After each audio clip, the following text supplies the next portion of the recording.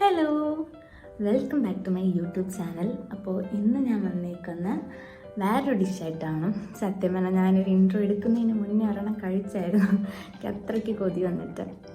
അപ്പോൾ ഇതിൻ്റെ ഒരു കുട്ടി സ്റ്റോറി ഞാൻ പറയാം. ഇത് ഞാൻ എപ്പോൾ ഫസ്റ്റ് കഴിച്ചു എങ്ങനെയൊക്കെയാണ്. അപ്പോൾ ഞാനൊരു ഫസ്റ്റ് സെക്കൻഡൊക്കെ ആയപ്പോഴത്തേക്കും നല്ല, അപ്പോൾ ഒക്കെ നമ്മൾ ജൂൺ ജൂലൈ ഈ ടൈമിൽ തന്നെയാണ് ഞാനും ചേച്ചിയും സ്കൂൾ കഴിഞ്ഞ് വരുമ്പോഴത്തേക്കും അമ്മ ഈ സാധനം ഉണ്ടാക്കും. അത് ചൂടോടെ വന്നിട്ട് കഴിക്കുന്ന ഒരു ഫീല് പറഞ്ഞാൽ മനസ്സിലാവില്ല. എനിക്ക് അത്രയ്ക്ക് ഇഷ്ടമാണ്. ഇതിലായി ശർക്കരയൊക്കെ ഇട്ടിട്ടുണ്ടല്ലോ, വേറെ ഒന്നും വേണ്ട. വൈകിട്ട് ഇതും ഒരു കട്ടനിട്ട് കുടിക്കുമ്പോഴത്തേക്കും പിന്നെ കംപ്ലീറ്റ് ആവും. അപ്പോൾ നമുക്ക് ടേസ്റ്റ് ചെയ്ത് നോക്കാം. എനിക്ക് വന്നത് ഒട്ടുമിക്ക എല്ലാവർക്കും അറിയാമെന്നാണ് തോന്നുന്നത്. എന്നാലും എനിക്ക് ഭയങ്കര ഇഷ്ടമാണ് കേട്ടോ. ചേച്ചിക്ക് വലിയ താല്പര്യമില്ല, എന്നാലും എനിക്ക് ഭയങ്കര ഇഷ്ടമാണ്.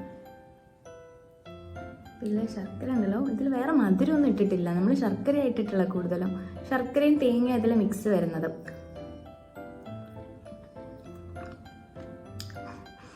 ഓൾറെഡി ഞാൻ വേറെ കഴിച്ചായിരുന്നു.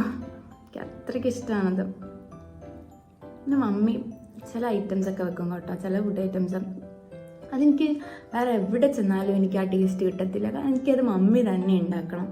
എനിക്കെന്തോ അത് അമ്മമാരെ കൈപ്പുണ്യാണ്. ഇനിയിപ്പോൾ ഇത് തന്നെയാണ് കേട്ടോ, വേറെ ഫുഡൊന്നുമില്ല. ഇത് തന്നെ ഞാൻ കഴിക്കും. നല്ല മഴ പെയ്യുന്നുണ്ട്. അപ്പോൾ വീഡിയോ ഇഷ്ടപ്പെട്ടാൽ എല്ലാവരും ലൈക്ക് ചെയ്യണം, സബ്സ്ക്രൈബ് ചെയ്യണം. അപ്പോൾ ആദ്യം തന്നെ നമ്മുടെ ഫ്രഷായിട്ടുള്ള വയനയിൽ എടുത്തിട്ടുണ്ട്. ഇനി ഇതൊന്ന് വാഷ് ചെയ്ത് നല്ലപോലെ ഒന്ന് ക്ലീൻ ചെയ്തെടുക്കാം. ഇനി നമുക്ക് ആവശ്യമായിട്ടുള്ള ഗോതമ്പ് മാവാണ്. അപ്പോൾ നമ്മൾ എത്രയാണോ എടുക്കുന്നത് അതിനാവശ്യത്തിനുള്ള ഗോതമ്പ് മാവ് എടുക്കണം. ഇനി നമ്മുടെ ഉള്ളിൽ വെക്കേണ്ട മിക്സാണ്. അപ്പോൾ നമ്മൾ ഈ ശർക്കരേനെ നല്ലോണം മെൽറ്റ് ചെയ്തെടുക്കണം. പിന്നെ ആവശ്യത്തിനുള്ള കുറച്ച് ഏലയ്ക്ക അതൊന്ന് പൊടിച്ചെടുക്കണം. ഇനി ആവശ്യത്തിന് തേങ്ങയും കൂടെ എടുത്ത് നമ്മൾ നേരത്തെ മെൽറ്റ് ചെയ്ത് വെച്ച ശർക്കരയില്ലേ അതും കൂടെ മിക്സ് ചെയ്ത് ഏലക്കയും കൂടെ ചേർത്ത് നല്ലോണം മിക്സ് ചെയ്തെടുക്കണം. അപ്പോൾ ഇതാണ് നമ്മുടെ മാവിൻ്റെ ഉള്ളിലെ ഫില്ലിംഗ് ഇല്ലേ, അത് ഇതാണ് കേട്ടോ.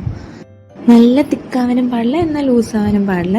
ഈ ഒരു കൺസിസ്റ്റൻസിയിൽ വേണം മിക്സ് ചെയ്തെടുക്കാൻ വേണ്ടിയിട്ട്. നമ്മളിപ്പോൾ കുറച്ച് നെയ്യും കൂടെ ആഡ് ചെയ്തിട്ടുണ്ട്. ഇനി നമ്മൾ ഈ ഇലയിൽ കുറച്ച് നെയ്യിട്ടു. അപ്പോൾ എല്ലാ ഇലയിലും അതേപോലെ നെയ്യിട്ടിട്ടുണ്ട്, കാരണം നന്നായിട്ടൊന്ന് ഒട്ടിപ്പിടിക്കാണ്ടിരിക്കാൻ വേണ്ടിയിട്ടാണ് കേട്ടോ.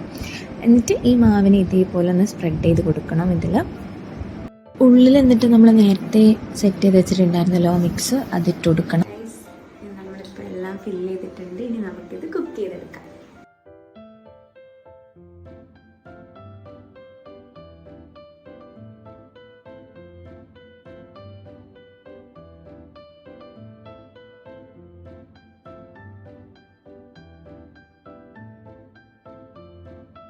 എല്ലാവർക്കും ഇഷ്ടപ്പെടുന്ന ഒരു സിമ്പിളായിട്ടുള്ള റെസിപ്പിയാണ്. അപ്പോൾ എല്ലാവരും ട്രൈ ചെയ്യണം.